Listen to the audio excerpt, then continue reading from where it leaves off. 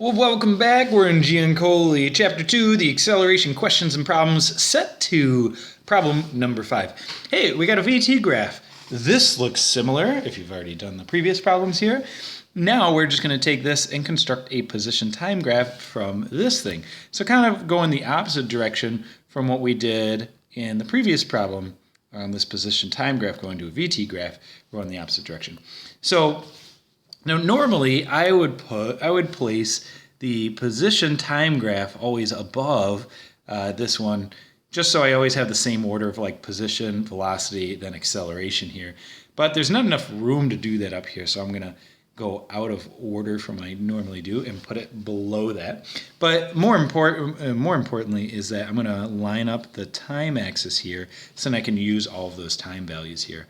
I'll try to line up the vertical axis there so it's parallel and not offset from the vertical velocity axis there as well. And I'll label that position and we'll put it in meters here because maybe we can get some actual values. We'll be able to do probably some, looking at this and not having done it before, we'll probably be able to get some specific values in here, but most likely not all of them. And that's okay. It doesn't say whether we're doing a qualitative or quantitative, but I think just a pure qualitative would be totally fine. You don't have to get too specific for these. Other years we get very specific, but this year it's a little bit different doing it online only. All right, now this is different because the slope here is the acceleration, but we're not doing the acceleration graph, we're doing the position graph. And the position, well, where do you get position looking at a velocity graph? Well, first, let's determine that in here, let's say 0 to 30. I think on the previous problem I said to like 27 or something like that. But let's say 30, let's say it's totally linear in this region. Okay, if it is, which we're going to say it is, so it is, then the area under the VT curve, well, really, that's how you say it in math class. And really, that's like shorthand for going the area between the curve and the time axis or the horizontal axis tells you the displacement. So this area, and notice I just chopped it up into two geometric figures here. This area represents displacement. Okay, cool. So if I can figure out this area, so we have a trapezoid here, and you could do the formula for a trapezoid. I don't always remember that. I think I kind of do. But it's the easiest one to derive because you go, hey, well, I just have a rectangle and a triangle, and both of those are very easy to calculate, and then just add together. And then when you do that, you'll be deriving the area of a trapezoid. You don't need to memorize that stuff. Okay, so let's go do that. Well, we have 10 times 30, so I have 30 meters in here. That one was easy. And then the height here is, well, oh gosh, is it 10? No, it's like 15 there. Oh gosh, oh goodness, it was going too fast there. So we have 15 times 30, which then gives us, oh, I should be able to do that in my head. That's 45, duh, yeah, 45. I guess it's too late in the day for me when I'm doing this. Then we have another height of 15 and by 30 there. And that is, well, now I got to do 15 times 30 in my calculator, make sure it's 4. Oh, it's 450. That's why. Hello, 450. I was like, man, something's amiss there. Yeah, 450 meters. Sorry about that. And then for the triangle up here, it's the same thing. It's 15 by 30, but then it's half of that. So now we got 225. I can do that one. Okay, cool. So now the total displacement is just going to be those two bits added together. And so when I add those together, I get 675. 675 meters. Okay, great. Now I did that so I can figure out a position. I could start them at any position because notice that doesn't give us any information about position or the starting position on the VT graph, nor did we have any other context for this problem as well. That means that I can start him at any position, or start this graph, I should say, at any position I want. So I'm gonna try and plan this out a little bit here. What do I mean by that? I mean, I know that it goes 675 in this first 30 seconds, but what about the rest of it? Because I want to make sure that I can stay on the graph here. So now we're going to have to do some estimations for the rest of it here. And I guess I should have drawn this over to the side over here. That this is the displacement, and it was 675, we said. So now we got to do some estimations because we have curved bits here. And if you're in like calculus, you're like, oh, I could do that kind of, but it's still actually very hard to do, and we don't have specific points, and which makes it harder and such. So we're going to do a lot of this qualitatively. And actually, now I'm thinking about it, man, because we can't do any of that in there, and this still looks curved, so I can't do that. And then that one's easy, but then that's curved there. So I think I'm going to do this all qualitatively. Qualitative.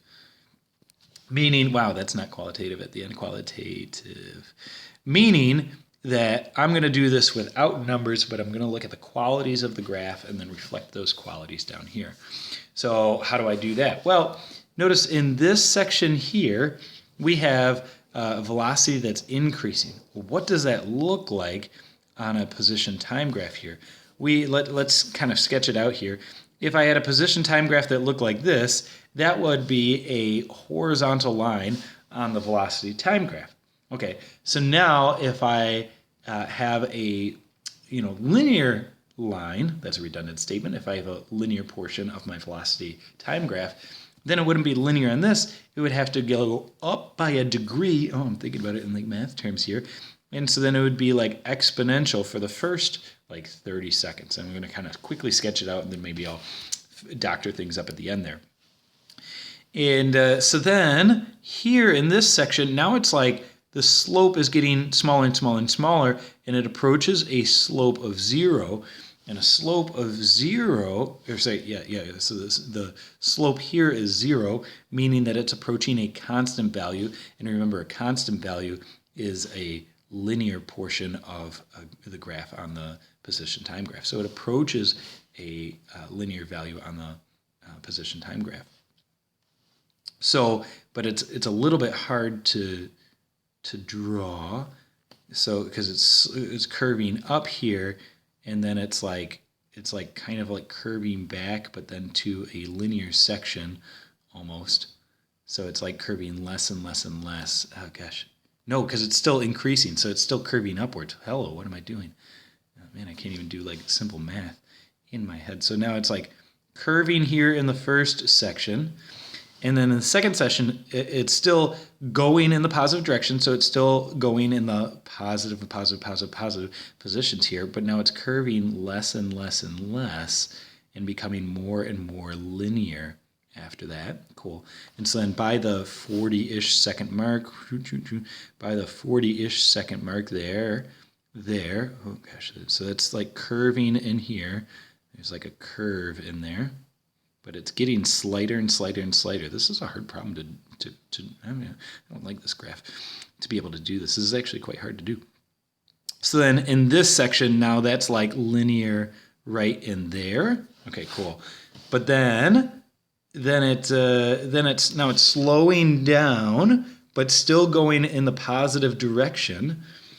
And so that means that this is going to start curving backwards here, but it's still going in the positive direction. You can tell because the positions are becoming more and more positive, and you can see now that I'm going to have to redraw this. And then down here is where the velocity is equal to 0, which means on this graph, that's going to be a horizontal line. Okay, so let me get rid of this. So now it's going to be curving back and back and back and back and back and back and back and back and back until it's like that. And now I'm on top of that graph there, but we'll just sketch it out and then I'll redraw it again. And I don't mean to be on top of this graph. That's super confusing. I'm going to start redrawing this now. Let's redraw this now. Okay, cool. So we said that at the beginning it's going to be curving. Okay, cool.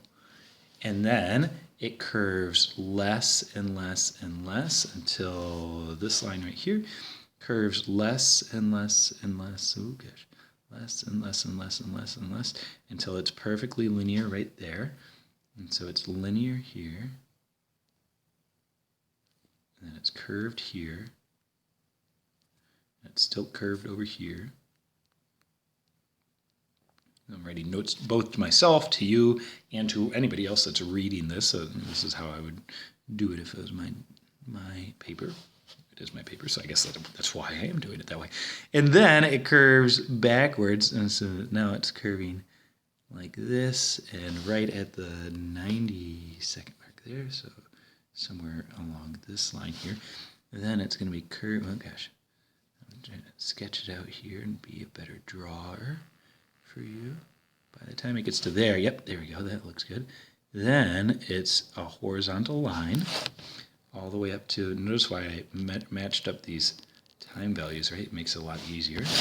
So in this section, this is a horizontal line in here, right? And we could even make notes here that this is curved here.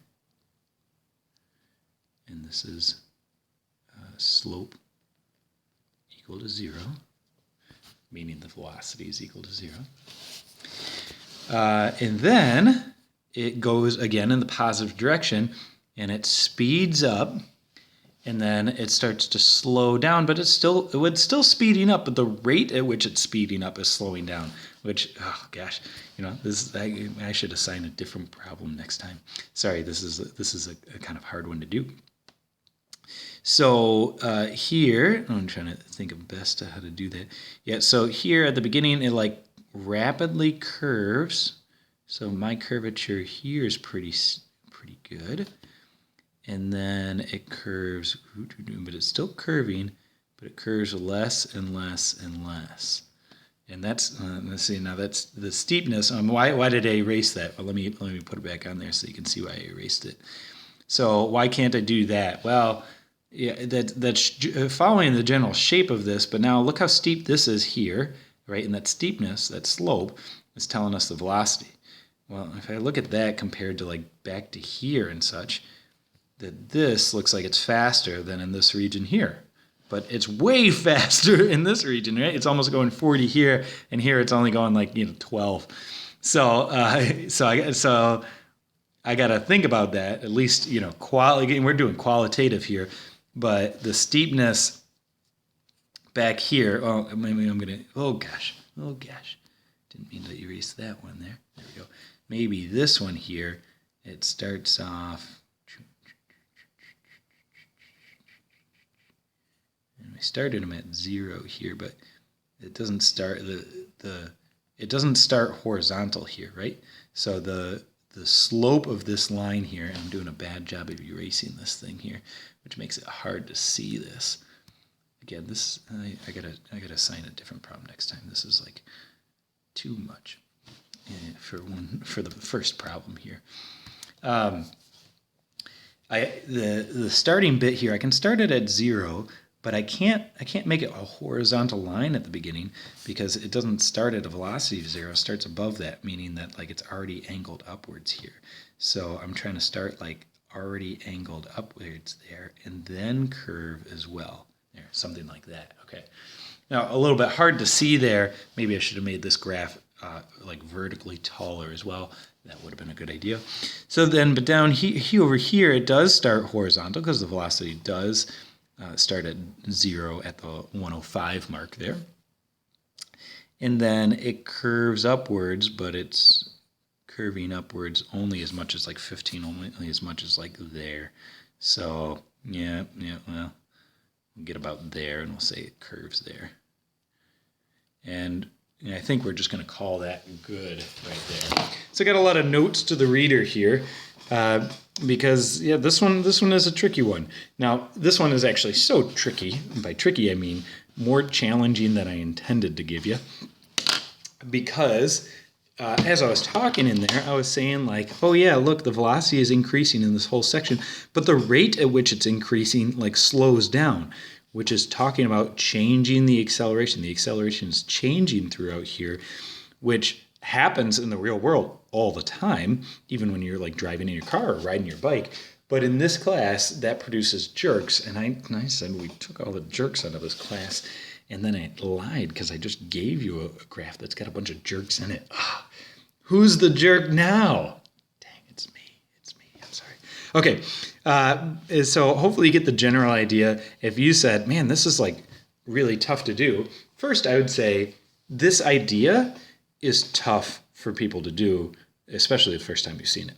This problem is more tough than than is fair at this point here. So I will apologize and say sorry.